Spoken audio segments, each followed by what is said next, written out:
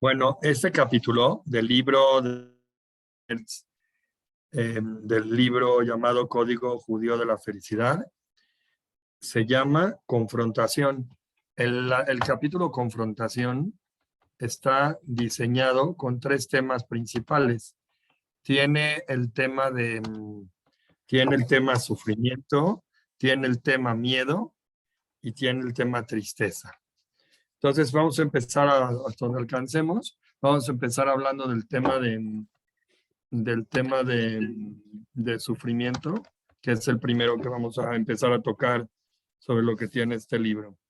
Entonces acá dice que la primera asociación que hace nuestra mente con la palabra simja, si tú, o sea, todo el tema ya saben que es de felicidad, de alegría, de simja, la primera asociación que tu mente tiene sobre esa palabra es sonreír. Simja, pones una carita y lo primero que muestras es una cara sonriente.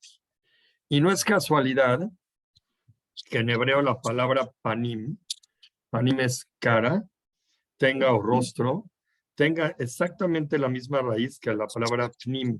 Pnim en hebreo es interior.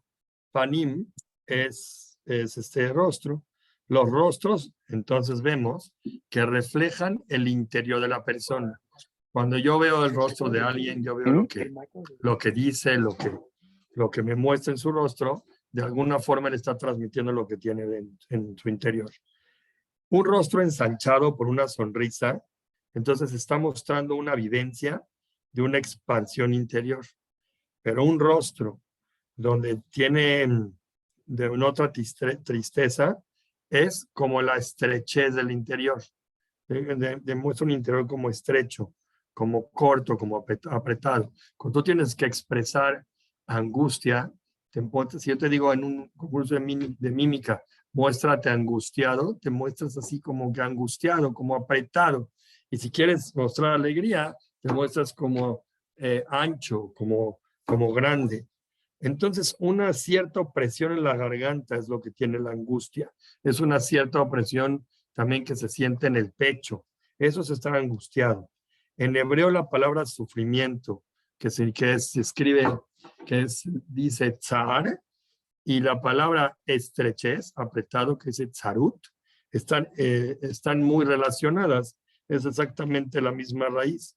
En español, por ejemplo, la palabra angustia y la palabra angostura también son similares. Es como mostrar que tú estás, que estás oprimido. Eso es como, la angustia es como una opresión. Una medida que se utiliza en la enseñanza del Talmud, que se usa para medir longitud, para medir de un lugar a otro cuánto mide, se llama la tefah. Este tefah, hay uno entre tantos tefahim, que hay uno que se llama tefah sohek. Tefah sohek es como tefah, que es la medida tefah que dijimos ahora, y sohek es como sonriente, que está chistoso, ¿no? Tefah sohek, una medida como sonriente. ¿Qué es el tefah sohek? Es un tefah, pero no un tefah nada más medido de manera simple, sino un tefah en amplitud, ampliado. Cuando es un tefah corto, un tefah que está angosto, lo llaman tefah atzeb, tefah triste. Es un tefah corto, que está angosto. Entonces, eso es para que nosotros entendamos que esas son palabras que se utilizan de manera común, no nada más en lo que es rostro, nada más en lo que es sentimiento, sino también en medida. Son cosas que se utilizan para eso. Cuando llegó la época que los romanos tenían gobierno sobre el templo de Jerusalén, en esa época, ellos habían nombrado en el Senado, los gentes de Roma, a un hombre llamado Vespasiano como comandante de las tropas que iban a luchar contra Jerusalén. Estamos hablando ya cerca del tiempo que Babonoteno Rabim se destruyó Jerusalén. Nombraron a un general llamado Vespasiano y él tenía que venir a atacar y destruir la ciudad. Después de que este señor Vespasiano hizo un sitio a la ciudad por 3 años, que no permitía que entrara ni saliera ni gente, llegó un enviado de Roma para transmitir un informe a este hombre Vespasiano. ¿Cuál fue el informe que le dio el enviado de Roma al general Vespasiano? Le dijo, el César murió. Cuando Vespasiano oyó esto, o sea, se sorprendió, ¿no?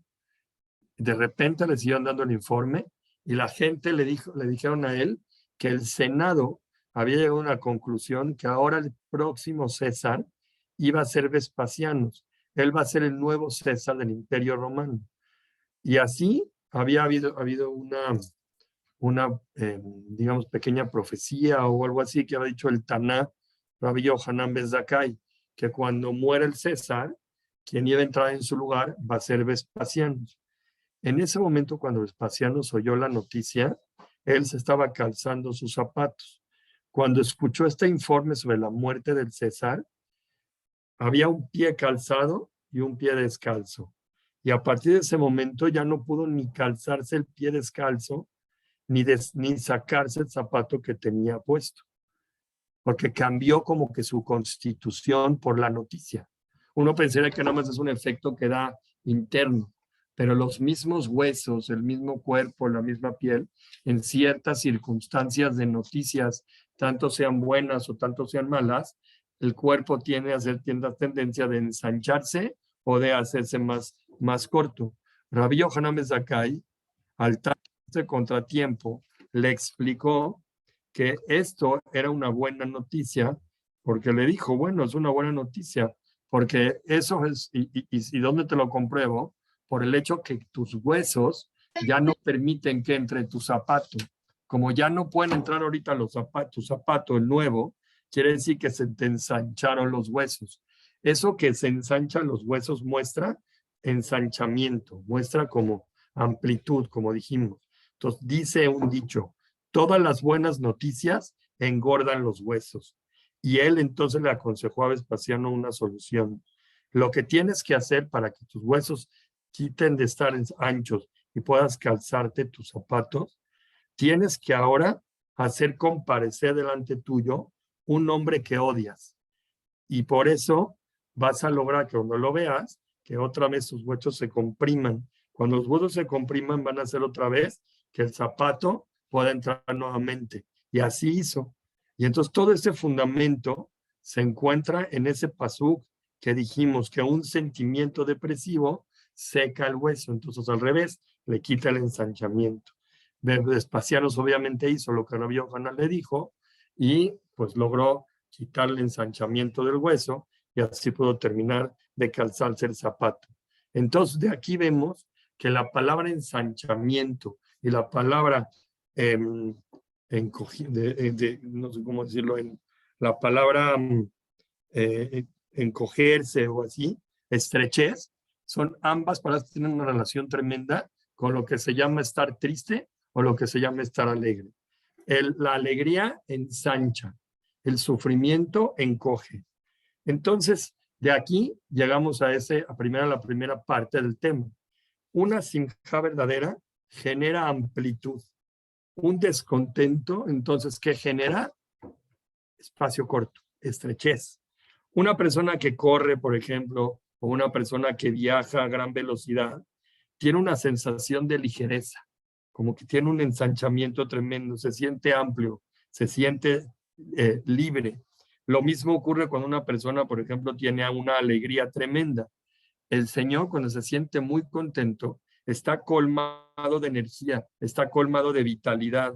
Le embarga una sensación como que todo se abre frente a él, que todo son oportunidades, que todo está bien, que todo está listo para él, que el mundo lo está esperando para que él crezca. Eso es lo que da la simja. Te hace experimentar amplitud, te hace experimentar ensanchamiento, contento, pero los sufrimientos al revés, ellos generan una sensación de ahogo, te hacen sentir como que no puedes respirar, te hacen sentir estrecho, te provoca una falta de alegría tremenda. Y eso es lo que hace que te sientas así. Así como para poder atravesar un lugar angosto, nosotros tenemos que encogernos. Una persona que está inmersa en un sufrimiento pierde la voluntad de actuar de manera ensanchada. Ya no quiere avanzar, ya no quiere actuar, porque se está tan sufrido lo que vive, que se quiere apretar y él quisiera estar encerrado en su cama o atapado bajo las cobijas sin moverse, porque está pasando por un sufrimiento tremendo. Lo que hace la simja es al revés, le da vitalidad a la persona, le dan ganas de hacer más cosas, por cuanto que estás alegre, quieres como que comerte el mundo, quieres ir, venir, moverte. El sufrimiento te ahoga, la simja te da vitalidad, el sufrimiento te comprime hasta un grado que puede llegar a extinguirte. Y eso es el sufrimiento, es el tema del que estamos hablando ahora. Es algo que puede llegar a comprimir a la persona tanto que lo hace sentir corto, limitado, que no te puedes mover de un espacio mayor a 2 metros. La pregunta sería entonces si la persona puede ser feliz, aunque sea que esté experimentando un sufrimiento. Sufrimiento es indudablemente algo que de repente llega. No se espera, es algo sorpresivo. Nadie busca los sufrimientos, pero vienen, molestan, atacan. La pregunta es, ¿se podría combinar felicidad con sufrimiento? ¿O la tristeza será un resultado inevitable del sufrimiento? Quiere decir que sufrimiento y tristeza siempre van a ir de la mano, pero sufrimiento y felicidad nunca van a poder caminar juntos. ¿Sería es verdad? Eso es lo que realmente tenemos que pensar. Nosotros tenemos que tener una meta de ser felices, inclusive a pesar de los sufrimientos que la vida nos presenta. ¿Cómo hacemos? Felicidad es amplitud, sufrimiento es estrechez. Cuando Abraham Avinu llega el momento que Hashem le pone la prueba que tiene que atar a su hijo al altar, él, ¿qué hace? Estira su mano para poder tomar el cuchillo para poder sacrificar a Isaac. Y de sus ojos caen lágrimas. Y esas lágrimas cayeron en los ojos de Isaac. ¿Por qué? Porque él tenía una misericordia paterna por lo que estaba llevando a hacer, era parte de la acción. Y a pesar de todo esto, Abraham Avinu tenía esa misericordia paterna que le salieron las lágrimas por lo que va a hacer, sin embargo tenía simja, porque tenía una simja tremenda porque estaba haciendo la voluntad de Hashem. Entonces tenía una cierta especie, por decirlo de alguna forma, en un tema que nosotros podemos comentar, tiene un tipo de sentimientos encontrados. Por un lado, tiene una simja enorme porque hace lo que Hashem le pide, pero por otro lado, está sacrificando a su hijo. Entonces, de esta escena, nosotros podemos aprender algo muy valioso. El dolor no cierra las puertas de la alegría. No porque hay un sufrimiento, la persona tiene que vivir a fuerzas triste. Aunque parezca difícil de que nuestra mente reciba este informe, y una persona lo pueda porque dice, no tiene sentido, pero es una realidad que que sí se puede lograr. El dolor y la alegría no necesariamente son dos temas excluyentes. La persona puede tener un sufrimiento y estar alegre a pesar de que tiene ese sufrimiento. Porque nosotros podemos concluir de lo que aprendemos de Abraham Avinu, que él estaba en un nivel muy elevado y por eso él lo logró. Pero como una persona común y corriente como nosotros vamos a poder lograr esta combinación, es algo que está casi imposible de pensar. Él, por el nivel que tenía, lo lograba, pero tú y yo, que estamos nosotros a un nivel muy para abajo de Abraham, ¿cómo vamos a poder meter alegría en el sufrimiento? Por lo mismo él pudo, pero nosotros que estamos a una altura muy por abajo de Abraham, ¿cómo nosotros podemos ni siquiera compararnos a lo que él sintió? Nosotros pensaríamos que en su tiempo, según él, sí fue algo fácil de lograr, pero para nosotros es algo imposible. Yo no puedo meter simja en mi vida al mismo tiempo que tengo un dolor. Eso es lo que yo entendería. Si usted me quiere traer a Abraham Avinu de ejemplo, está haciendo un ejemplo de un gadol. O sea, Abraham Avinu hablaba con Hashem. Entonces él podía, pero cualquiera de nosotros puede. Entonces, vemos, si analizamos un poquito esta idea, podemos tratar de llegar a entender cómo podríamos llegar a alcanzar tener alegría junto al dolor y sí en nuestra época, según la forma que nosotros vivimos, sí se puede llegar a lograr y eso es lo que está a nuestro alcance. Y no es lo que nada más Abraham vino lograba. ¿Cómo lo logramos? Entonces, hay que entender una cosa. Hoy en día también existen muchas personas que aman a Hashem mucho. O sea, obviamente no tenemos comunicación directa como la época de Abraham Avinu, que viene Hashem y te habla. Pero existe gente hoy en día que en base al esfuerzo, al trabajo, al estudio, a la comprensión de ideas, a entender la vida, al apegamiento divino, que pueden llegar a amar a Hashem de una forma increíble. Pueden llegar a niveles de amor a Hashem muy grandes. Y eso es precisamente lo que hace que la persona pueda tener simjá en el sufrimiento. Aparentemente se ve que es una encrucijada y no se entiende muy bien lo que estamos diciendo. Pero el amor a Hashem grande permite que aunque venga un sufrimiento, puedas tener alegría. Entonces, a primera vista se ve como, si yo amo a Hashem en todos los sentidos, ¿por qué sufro? ¿Por qué hay un sufrimiento que realmente me molesta? Porque está un amor a Hashem ahí que viene antes. Regresando a la historia de nuestros antepasados, para poder tratar de entender esta idea, hubo un tiempo que los romanos apresaron a Rabbi Akiva y ellos le dieron un dictamen de muerte tremendo. De hecho, lo torturaron mientras moría. Y la muerte vino por medio de esa tortura. Lo pusieron en una cama y lo empezaron a rastrillar con la piel, con unos cepillos de hierro. Y Rabbi Akiva lo que hizo fue en ese momento recitar el Shema Israel con todo su corazón. Y aceptó el yugo sobre sí del cielo. Y cuenta la Gemara que vinieron los alumnos y le preguntaron a Rabbi Akiva, ¿cómo? Rabbi Akiva, hasta aquí, maestro. Y él les contestó, toda mi vida yo tuve el deseo de cumplir el pasuk que dice, Ahabta et Hashem Elokeja, bejole babeja. ¿Qué significa? Amarás a Dios tu Dios con todo tu corazón. Amar a Dios, aunque involucre la entrega de la vida. Él toda la vida estuvo pensando en esta idea. Y él se preguntaba, ¿cuándo va a llegar el momento que voy a poder cumplir esta pregunta que tengo? ¿Cuándo voy a poder cumplir amar a Dios con todo mi corazón? Decía Rabbi Akiva. Y ahora le contestó a sus alumnos, yo tengo la oportunidad de hacerlo. ¿Qué acaso no lo voy a aprovechar? ¿Qué acaso realmente voy a abandonar esta suerte que tengo ahorita de poder sacrificarme en honor al amor a Dios?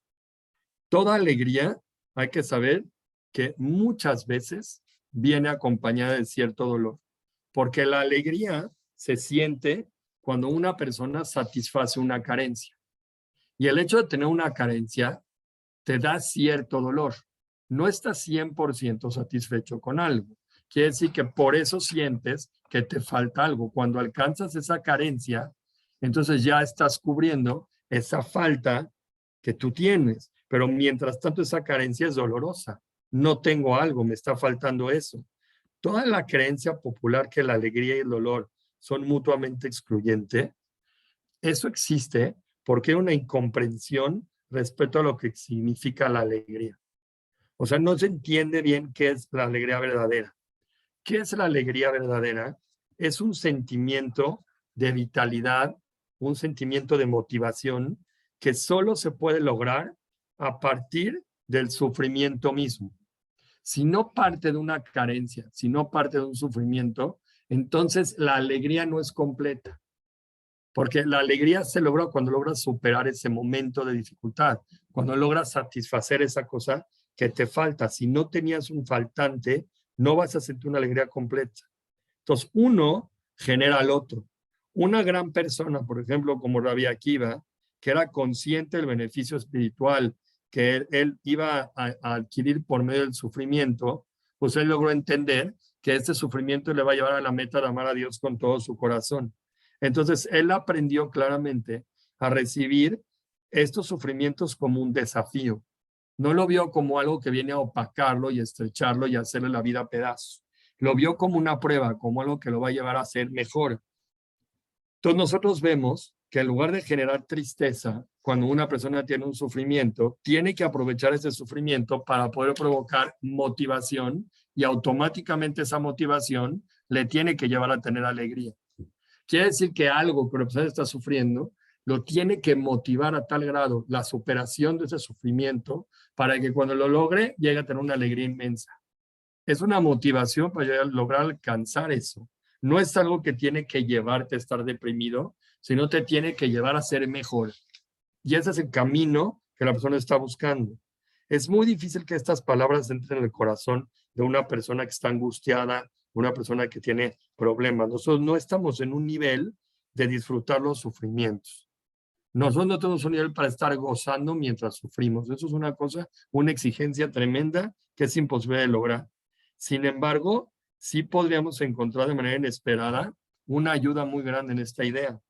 Hay un Rab que se llama el Ran, que él lo explica en una de las que dio, que una persona herida o una persona que fue afrentada por otra persona puede llegar a caer en la tristeza de manera muy fácil. Pero si canaliza esa fuerza del sufrimiento que está teniendo ahora para poder programar a partir de ella una venganza, por ejemplo, entonces no se va a deprimir. Obviamente que el Ran no quiere que la gente haga una venganza. Él no quiere estimular que la gente tome venganza de la gente que le hizo daño. Eso es prohibido. Lo que quiere explicar el Ran es un mecanismo emocional que tiene la persona que viene detrás del sufrimiento del hombre. ¿Cómo funciona esto? Esto vemos que cuando una persona tiene un sufrimiento y se deja oprimir por él, no le vio ninguna ganancia ni ninguna utilidad a ello. Pero cuando usas ese sufrimiento, que en vez de dejarte oprimir y lo usas para tener una voluntad no paralizante, que te lleve nada más a la depresión y te lleve a la acción, si reaccionas ante este sufrimiento con una acción buena, con una acción positiva, sin importar cuál es, vas a convertir ese dolor en un factor vigorizante, que te va a dar fuerza, que te va a ayudar a tener resultados buenos. Y en lugar de la lucha desgastante y muchas veces inútil contra ese dolor que tienes, es posible canalizar ese dolor como un incentivo para poder despertar una motivación para mejorar. Obviamente que él habló de venganza, pero nosotros estamos buscando eso. Por ejemplo, ¿qué tratamos de hacer entendiendo esta idea? Si tú te empiezas a concentrar en las acciones concretas que van a solucionar ese problema que te está causando dolor, utilizando la experiencia a fin de ayudar a quien sufren una dificultad similar a la tuya, y entonces así fortalece la voluntad en el cumplimiento de las mitzvot, ese sufrimiento que pasó tiene un beneficio, tiene algo grande, tiene algo adelante, porque le encontraste un camino. Yo me acuerdo de una señora hace muchos años, que Dios no lo quiera, la señora había tenido un cáncer. Y entonces esta señora empezó a vivir este problema, empezó a tener este asunto. Baruch Hashem venció el cáncer, hicimos una ciudad toda allá, cantamos Nishmat y todo. Después esta mujer empezó a verse con otras personas que tenían un tema similar a lo que ella había sufrido.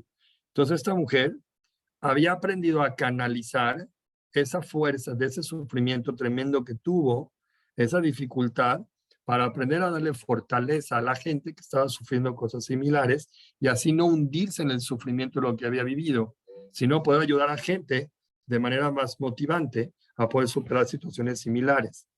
Entonces, lo que hay que tratar de hacer es tratar de transformar el dolor que la persona vive o vivió en una aspiración de vida que lo lleve a la persona a acciones buenas y positivas, y de esa forma las acciones van a ayudarle a evitar la tristeza que tiene. Esa es una cosa grande. Entonces, primer beneficio es que atacas a la tristeza tomando acciones buenas de lo que vives. Y como beneficio secundario, se alivia en parte el dolor mismo. Son dos temas. Entonces, el sufrimiento existe hoy en el presente, pero la simja que se crea por la aspiración va a elevar la mirada hacia un objetivo futuro, por sobre todas las dificultades que la persona está viendo en el presente. Y eso es lo que le va a dar la alegría a la persona que vino a partir de un sufrimiento vivido. Esa es una técnica para poder enfrentar el sufrimiento. Entonces, nosotros obviamente no queremos, y que Dios no lo permita nunca, que la persona tenga un sufrimiento. Obviamente nadie quiere recurrir a esta técnica, porque es algo que viene a partir de un sufrimiento fuerte y nadie quiere buscar este tipo de experiencias. Pero si Dios no lo quiera, una persona llega a caer en un momento de sufrimiento de cualquier índole, la persona tiene que aprender a utilizarlo como una herramienta que les sirva ahora para su operación y para poder salir adelante. Hay cantidades de videos y de historias que uno puede buscar sobre gente que ha podido superar sus momentos de sufrimiento y en vez de hundirse en ellos, han logrado cosas grandes. Gente que tuvo accidentes, por ejemplo, deportistas o sea, historias que las ven son muy dramáticas, pero han logrado utilizar esas herramientas de sufrimiento como modelos de vida para otros, para que la gente realmente valore lo que tiene y a partir aprenda que a veces que los sufrimientos son trampolín. Nadie quiere estas pruebas, pero es primera estrategia que la persona tiene que considerar. Si Dios no lo quiera, le llega a vivir una experiencia que tenga un sufrimiento grande. Es común que la persona tiene que considerar que no es correcto albergar simja en un mundo lleno de sufrimientos. ¿Cómo yo puedo llenar a mi vida de alegría y todo si vemos por todos lados que hay cantidad de sufrimientos? No hay límite para poder expresar y declarar y decir e informar la cantidad de problemas que están alrededor de nosotros que involucran muchos sufrimientos en naciones, en personas, en gente cercana. Hay muchos. Hay quien se siente culpable al estar alegre frente a tanta tragedia humana. ¿Cómo yo puedo estar feliz viendo tanto sufrimiento a mi alrededor? O sea, aparentemente se ve que tú eres indiferente al sufrimiento del prójimo. ¿Cómo yo puedo ser que yo pueda tener alegría si veo que los otros sufren? O sea, ¿es correcto tener simja en un mundo lleno de sufrimiento físico y emocional? O sea, ¿yo tengo ese derecho? Miren, les voy a decir, la verdad es que la alegría, según trae el libro, no implica disfrutar la vida libre de todo yugo. Una persona que está libre no quiere decir ni que está alegre, no quiere decir que me desentiendo de todo el mundo y me vale el mundo y yo hago lo que yo quiera y no me importa lo que pasa a mi alrededor. Eso no se llama estar alegre. La verdadera vitalidad que te da alegría es esa voluntad que tienes por hacer, por transformar, por generar. Eso es lo que te da una alegría verdadera. Este deseo de actuar puede despertar entonces una causa, o sea, despierta. ¿Y por qué despierta esa alegría de actuar, de hacer cosas? Fue despertado por lo que yo veo, por la causa que yo veo a gente sufriendo. Por ejemplo, gente que abrió comités de ayuda a gente necesitada. ¿Por qué lo hicieron? Porque vieron gente necesitada. Entonces, el hecho que me provoca a mí ver gente que esté sufriendo porque tienen hambre, me permitió a mí tomar la decisión de abrir una institución de ayuda a gente con hambre. Y eso me provoca a mí una alegría. Entonces, el sufrimiento de esa gente fue el trampolín para que yo pueda llegar a hacer una acción que me genere alegría. Ver a un indigente, por ejemplo, que lucha todos los días para subsistir, pues a mí me duele mucho ver ese tipo de cosas, por decir. Pero ese dolor, nada más el hecho que estoy sufriendo por ello, no mejora la situación del indigente. No le ayuda a la persona necesitada en nada. Nada, no le das ninguna solución. El hecho que tú dices, bueno, yo también estoy sufriendo, no no solucionaste el problema. Para solucionarlo hay que tomar acciones. Pero si yo logro canalizar ese dolor que yo siento al ver un indigente, entonces esa acción sí va a llegar a generar algo muy bueno. Y ese dolor se va a transformar en una fuente de alimentación y energía que va a despertar la alegría en uno mismo. Toda la voluntad de ayudarlo, de apoyarlo con dinero, de abrir instituciones y así, o por ejemplo buscarle un trabajo digno, se adquirió por eso. Entonces hay que entender una cosa, definitivamente la empatía con el dolor de los demás tiene que ser algo que te motive a ti para tomar acciones de socorrer a la persona que sufre. Y eso es lo que te va a llevar a tener alegría. Entonces, el dolor no es una cosa que tiene que generarte y obligatoriamente, como lo ves tú en muchas películas, te tiene que llevar a estar tirado en una cama. Mejor lo que hay que hacer es usar el sufrimiento de cualquiera para usarlo como un trampolín. Nosotros tenemos claramente la capacidad de poder disminuir, a menos en parte, el sufrimiento de otras personas. Sí tenemos esa fuerza. Entonces tenemos que usar esas energías para hacerlo. Tenemos que actuar con vitalidad, tenemos que actuar con simja y dentro de todas nuestras posibilidades, con la finalidad de ayudar al prójimo, sí podemos lograr tener alegría a partir de un sufrimiento. Entonces, la respuesta al dolor propio o ajeno sería entonces la acción. Sería tomar acciones concretas a partir de eso. Todo lo que está en tus manos para hacer, lo tienes que llevar a cabo. Si lo haces, estás atacando de manera correcta el sufrimiento. Ahora vamos a hablar un poco de lo que es el miedo, que era otro de los temas que habíamos dicho que va dentro de este capítulo llamado confrontación. ¿Qué es el miedo? Traduce el libro así. Cuenta el momento que se le informó a Jacob que venía su hermano Esab con 400 hombres a matarlo. Dice la Torá que Jacob vino en ese momento, tuvo temor. Y ahí dice, Baitzar lo. ¿Qué es Baitzar lo? Otra vez, de cazar, de corto. ¿Qué es Baitzar lo? Sintió estrechez. El miedo, al igual que el sufrimiento, logró en la persona una reprensión, lo oprimió, lo hizo retraído. Eso es ese miedo. Un hombre, cuentan después, una vez cayó de un techo. ¿Qué pasó con esa persona? Su estómago se rasgó y sus intestinos se esparcieron por todos lados. La Gemara cuenta que había un gentil presente que sabía que si no se devolvían los intestinos a su lugar exacto, el hombre seguro iba a morir. Este goy que lo vio, se le ocurrió una idea original. Trajo al hijo del caído, y simuló que iba a matar al niño.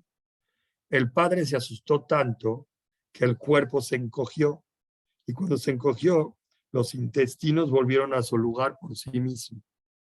Fue una situación extraña, pero se le ocurrió que a través de la estrechez, por el miedo ocasionado, se iba a estrechar otra vez su cuerpo y así los intestinos se iban a volver a su lugar.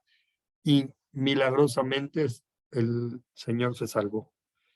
Toda esta sensación de miedo se opone a algo que es la amplitud de la simja. Así como habíamos dicho que el sufrimiento aparentemente opone a la alegría, el miedo también. Si la simja es una voluntad de hacer y de expandirse, el miedo es al revés. Es algo que es la causa de la inseguridad y parálisis de la persona. No te deja actuar. Entonces, ¿cómo superamos el miedo? ¿Cómo hacemos para atacar ese miedo que no nos deja hacer nada? Cuentan que un conductor que iba por un taxi o un coche, se iba manejando, no le tenía miedo a un choque.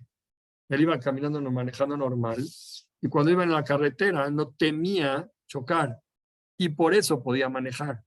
Pero una persona que de repente en su mente empieza a pensar en lo terrible que es chocar, y empieza a ver videos, y empieza a ver historias, y a leer lo feo que es chocar, y su mente empieza a abarcar la idea del choque, de lo feo que es chocar, todo lo que puede ocasionar, la persona empieza a tener miedo de los coches y ya no quiere manejar. Entonces, un conductor normal tiene superado el miedo del choque. Si no, no conduciría. Si la persona, por otro lado, maneja de forma desconsiderada y no le importa lo que pase, pues obviamente que cuidado el que se pare en su camino. Es una persona que no es responsable para nada. Es un peligro latente para los demás conductores que están ahí. Seguro que algo de miedo tiene que haber. Tiene que tener un poco de miedo porque si maneja de forma descontrolada y no temía nada, pues para todos es un peligro. Entonces es algo muy importante que la persona tome decisiones de manera cuidadosa. La persona tiene que tomar en cuenta todos los riesgos y los peligros que implica llevar a cabo cierta acción. Tiene que ponerse en una situación que él aprenda a analizar cada detalle de la vida de una forma inteligente. Si una persona se pone en una situación de peligro sin haber analizado los riesgos que existen en esas situaciones, es una persona irresponsable. No es una persona valiente. Porque cada persona tiene que saber que lo que yo haga ahora sí implica ciertas cosas que tengo que tomar precauciones. Eso se llama ser una persona cuidadosa. Pero eso no necesariamente te hace ser una persona miedosa. Aunque el cuidadoso y el miedoso, los dos son conscientes de los contratiempos que pueden llegar a pasar en una situación, la diferencia entre un cuidadoso y un miedoso es la manera como el cuidadoso y el miedoso se relacionan al momento del peligro. Entonces, lo correcto es siempre estar consciente del riesgo de hacer las cosas, pero sin dejar que la angustia te paralice para que no las lleves a cabo. O sea, sí está bien que yo sea una persona que soy consciente que voy a pasar esto. Eso es lo correcto. Pero no está bien que esa conciencia llegue a un grado tal que no te deje a un niño pequeño, por ejemplo, echarse una resbaladilla o a un adulto pasar por un lugar donde tiene miedo que por fuera hay como una calle oscura y no vaya a pasar por ahí. Si es que tomó las precauciones, podría pasar. No necesariamente tiene que ese temor paralizarlo y no dejarlo hacer las cosas.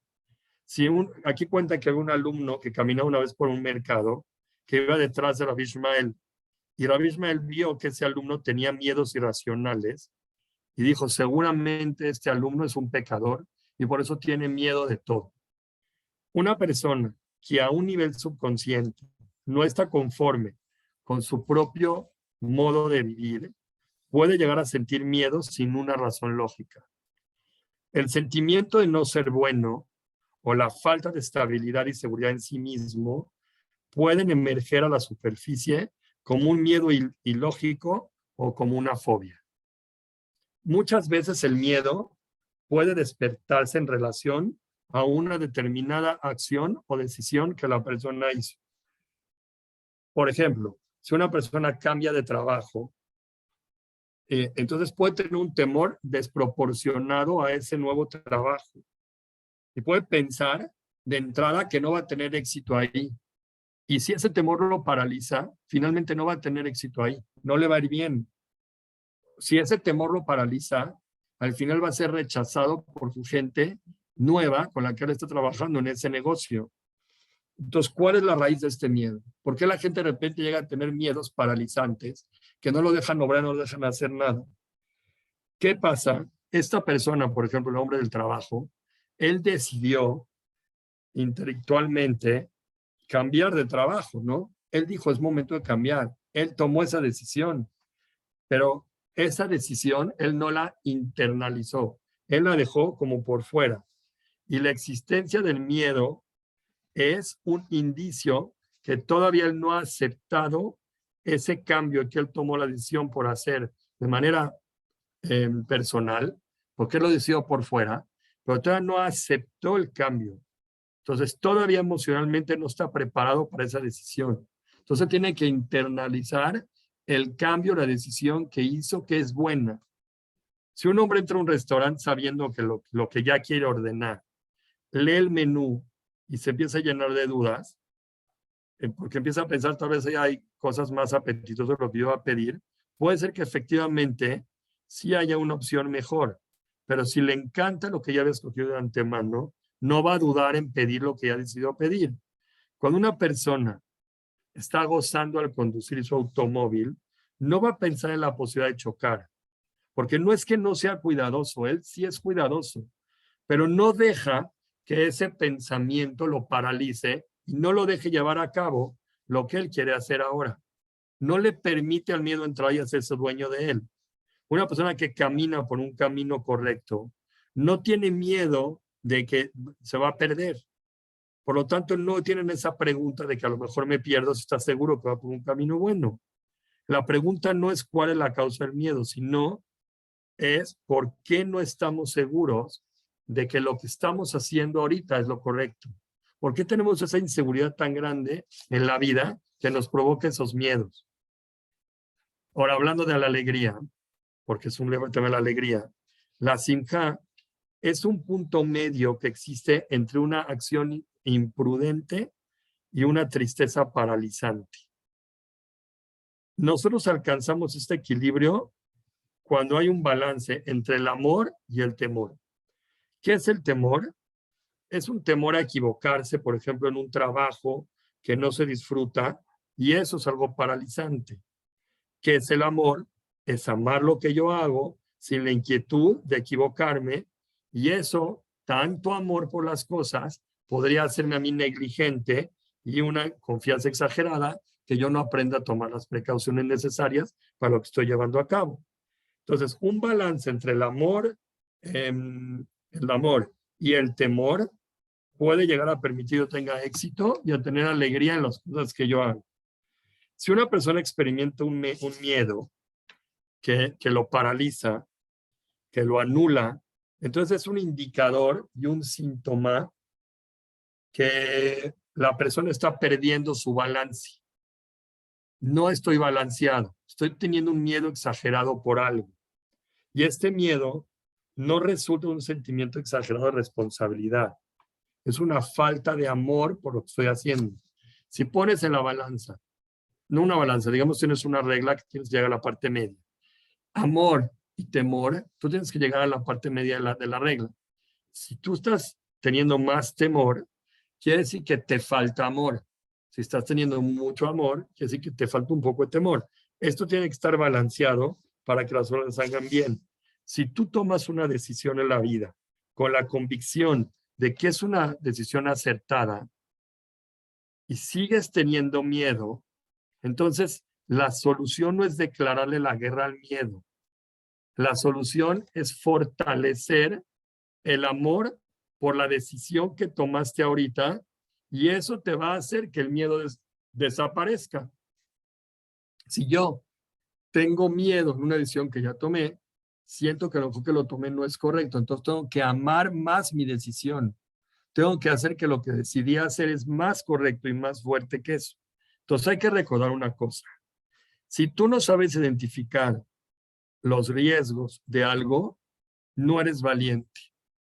Eres una persona que tanto amor te hizo que seas irresponsable. Tienes que saber exactamente los riesgos de las cosas. Un valiente es quien tiene tanto amor por algo que no deja espacio en su corazón para los peligros que sí son justificados. Entonces, una persona tiene que tratar de caminar por el camino del centro. Si tú sientes temor por ejecutar algo o tienes miedo de algo, no tienes suficiente amor por la contraparte. Si sientes un amor exagerado por algo y no eres responsable en ello, es porque no has aprendido a tomar las responsabilidades suficientes sobre lo que estás haciendo, y entonces eso no te deja llevar a cabo las cosas de manera sana. Entonces, así concluye el capítulo del temor. En un corazón completamente motivado, no hay lugar para que entre un miedo paralizante. Entonces, dale la oportunidad al amor por hacer las cosas que venza al temor. No ataques el temor de manera de frente, más que con el amor por lo que estás haciendo. Dale más seguridad a tus acciones para que ese temor desaparezca. Para cerrar el día de hoy, vamos a hablar un poco nada más sobre la tristeza, que es la última parte de este tema que tocó hoy. Acá dice algo. Dice, la acción es el inicio de la motivación. Una persona, emprender en un primer paso en un camino, eso despierta la alegría en las siguientes partes del camino. Pero la tristeza es el grillete que se amarra de los pies del hombre y no permite a la persona avanzar. Lo que hay que hacer es quitar ese grillete. ¿Cómo lo quito? Entonces regresa al Rab al tema de Isaac.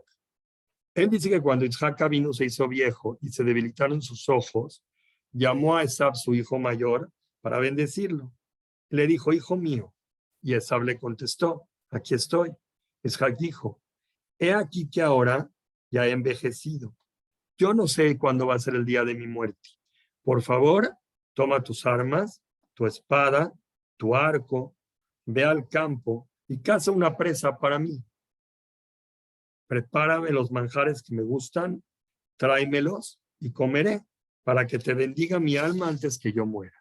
Esa fue la orden que Isaac le dio a Esab. Isaac vino le pidió a Esab que le trajera manjares para una bendición.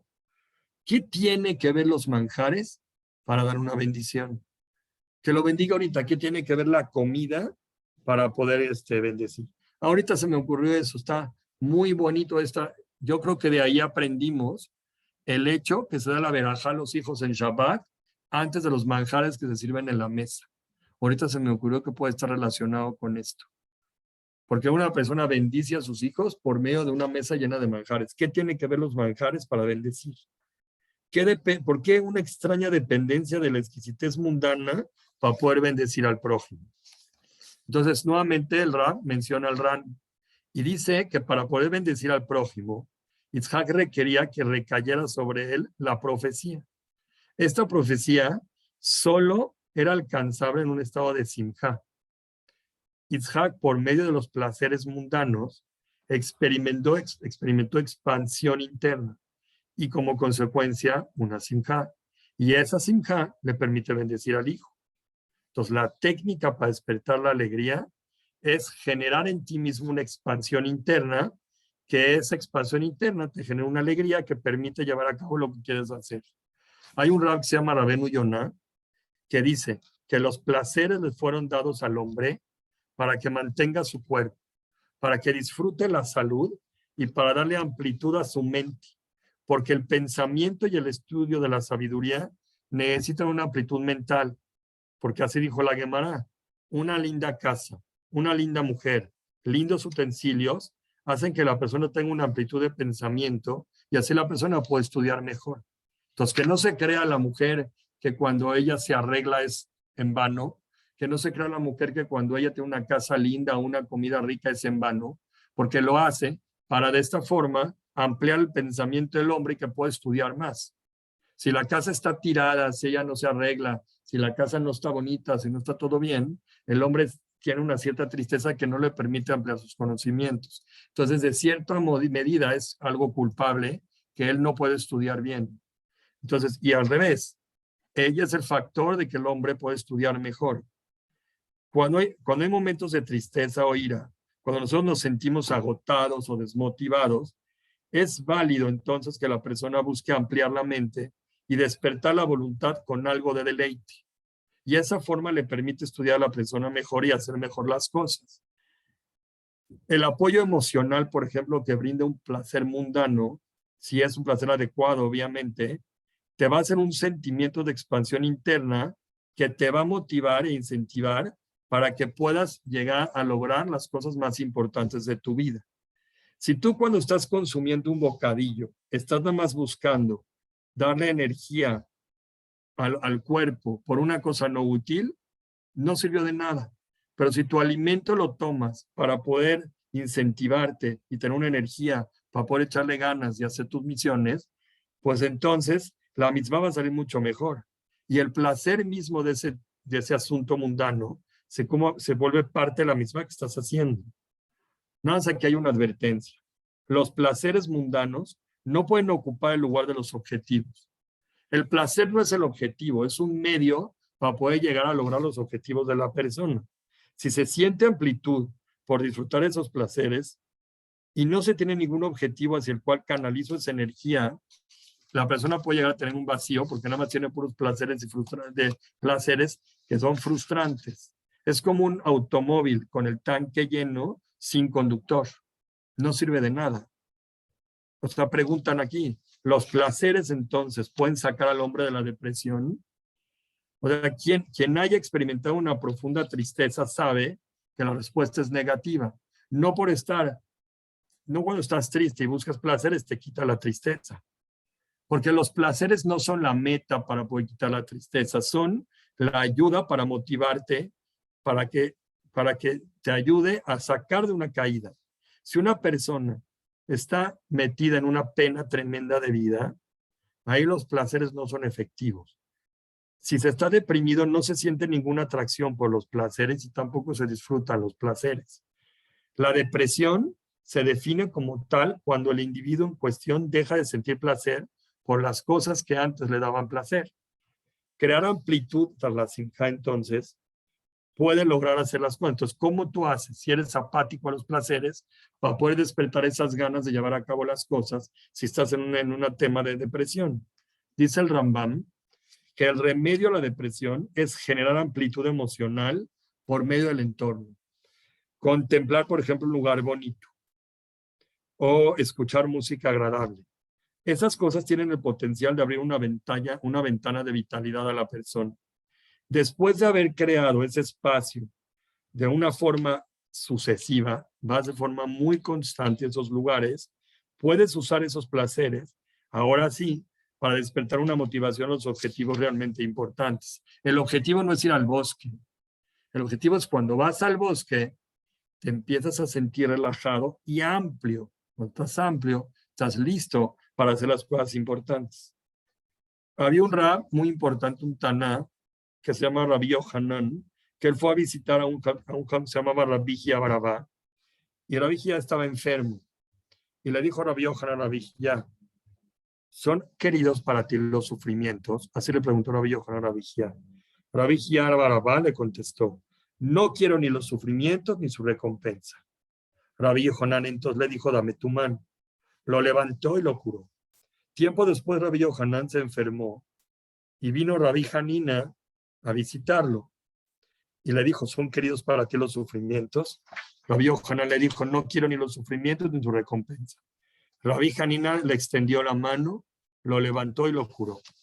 Preguntó la Gemara, ¿por qué Rabbi Yohanan no se curó a sí mismo? Si Rabbi Yohanan pudo curar a Rabbi Hia Barabá, ¿por qué a él no se pudo curar cuando él estaba enfermo?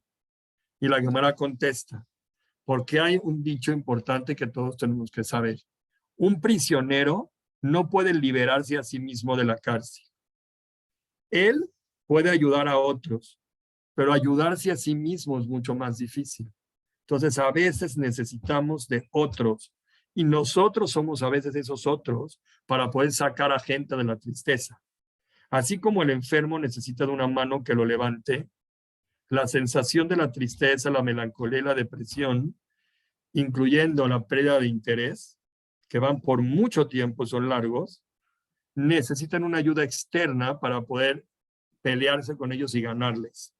Es necesario estar dispuestos a recibir esa ayuda. Entonces, una persona que siente una tristeza tiene que estar listo para poder recibir esa ayuda externa, para poder salir de ahí. Si no está listo, no hay mucho que hacer. Los jajamim de la Gemara requerían del enfermo que extendiera su mano. Si el enfermo no extendía la mano, por más que el otro llegara y lo quisiera levantar, no se iba a levantar. El enfermo tiene que hacer algo, levantar, extender un poco la mano para dejarse ayudar. Si no se deja ayudar, es casi imposible sacarlo adelante. Lo único que tenía que hacer el enfermo es estirar la mano. El otro iba a hacer todo lo demás. Esa acción simbólica de hacerlo, entonces está enseñando que tiene una intención para poderse recuperar. Está él preparando el terreno para hacerlo. Entonces nosotros tenemos que tener inspiración, ganas y amor por hacerlo. Y tenemos que tratar de animar a las personas que están en una situación de tristeza o dificultad para que traten de luchar, por lo menos dando la mano para poderlo sacar adelante. Que esa es la única cosa que se necesita para poderlos ayudar.